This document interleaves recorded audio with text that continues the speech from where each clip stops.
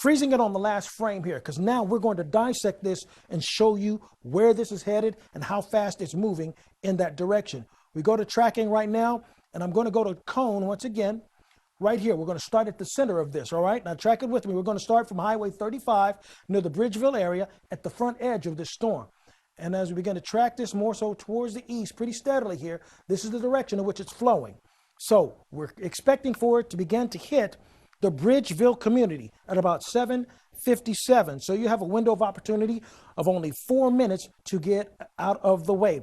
For those who speak Spanish, tiene solamente cerca de Ciudad de Bridgeville, cerca de 8 p.m. y también la ciudad de Ellendale también 8:30. So we're expecting for it to hit Ellendale at about 8:30 and then possibly hit the Milton area by 8:47. This is a tornado. This is a warning. Es un aviso.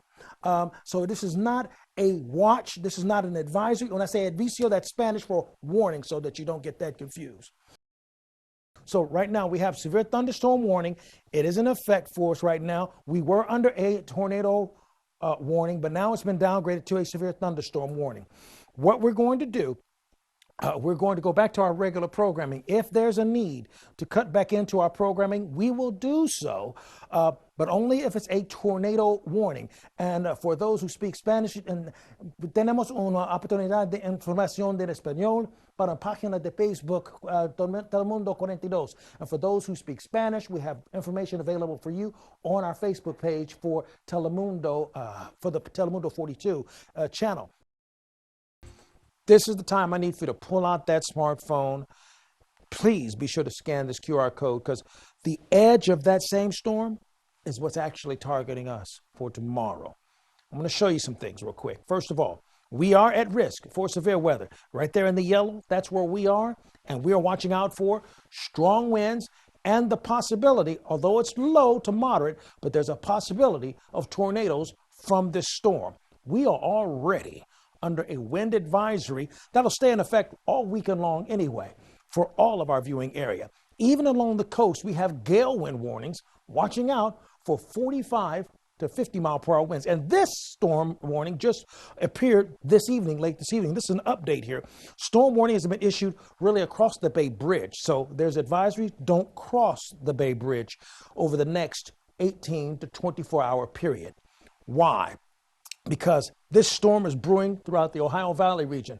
Now, it's still far away from us, but it's making its track to us very steadily. And this is a big storm.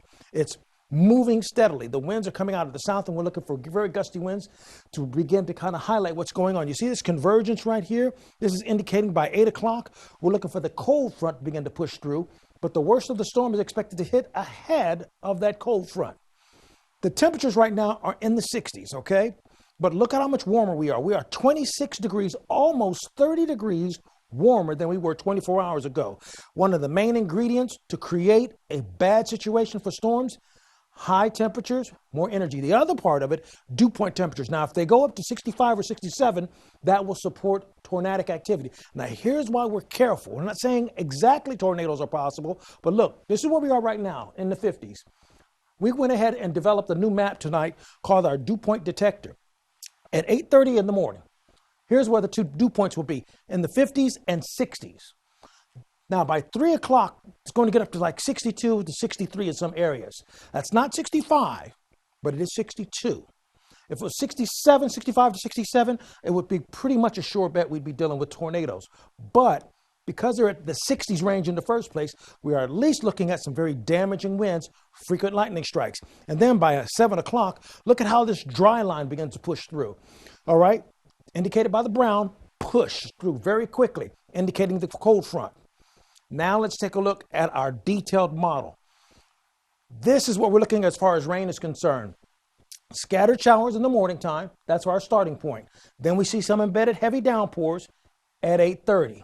Pay attention, 9:30, widespread thunderstorms. By noon, we're looking at a heavy cluster south of Salisbury along 13 up towards Ocean Pines and Ocean City. 1 o'clock, the same situation. Here's where I'm concerned. You see all this emptiness right here? At 5:30. I was concerned about it happening at about 3, but now we're seeing the model run indicating by 5:30, that it's going to be very empty. If every cloud leaves and it is this clear by 5:30, the next line that pushes through just ahead of that front will look like this. And you may not be able to see it clearly here, but that's where that purple comes into play. If we have anything that resembles the purple that you see above that legend right there, that pushes through the area, that pushes right over here, you see that? That's indicating that we're watching out for a possible tornado. So that's why we're watching out for it, and we will monitor this throughout the entire weekend, because that's just how tedious and touchy the situation is in the upper atmosphere. All right, so for tonight, 62 degrees. Tomorrow is a first alert day. Thunderstorms and damaging winds. We will keep you updated on all of our formats and platforms. Sunday's going to be breezy, but a lot quieter. Here's a look at your Paul Davis Restoration and Home Remodeling extended forecast. Remember, Saturday is a first alert day. We have at least 3 waves that we're watching out for, but a new update is we're going to watch out to see if there's too much sunshine at 4 o'clock. And if that's the case, we'll keep you updated here first on WRDE. The rest of the week, we'll be able to catch our breath. Thank you.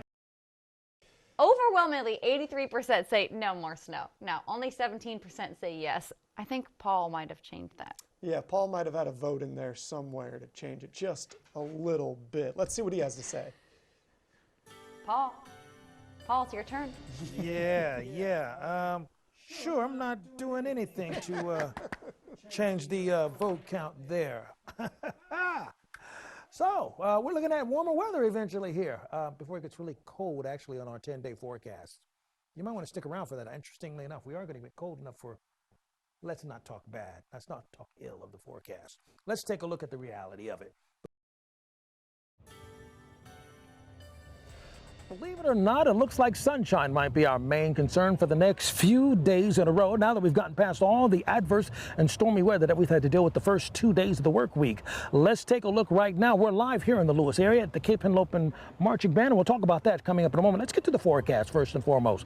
Taking a look at what's happening right now, we're looking pretty clear and pretty cooperative, mainly clear skies at this present time, and temperatures milder than what we had from yesterday. Here's a quick look at our futurecast. We start off with a bit of cloud cover initially throughout the morning hours, and as we go throughout the afternoon, we could see a quick little spot shower. Now, I want you to notice, when we're looking at these isolated spots here that we're pointing out, we could see a little spot shower developing just briefly. I want to call those cameo showers at best. And they're going to clear out of the way for us for Wednesday, but we're not going to have much in the way of, let's say, shelf life as far as the area is concerned, although we do have a flow of air that's coming out of the south on a pretty steady basis.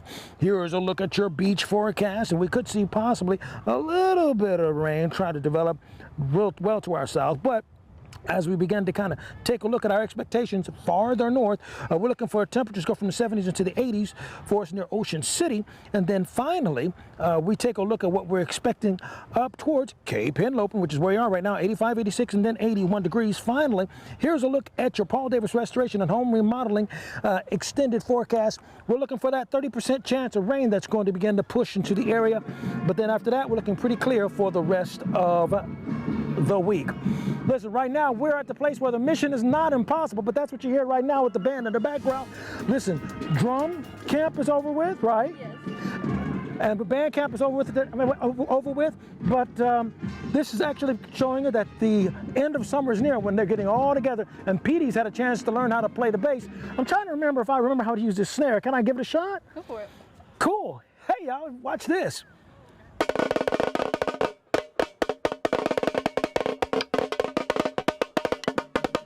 Yeah! Your turn.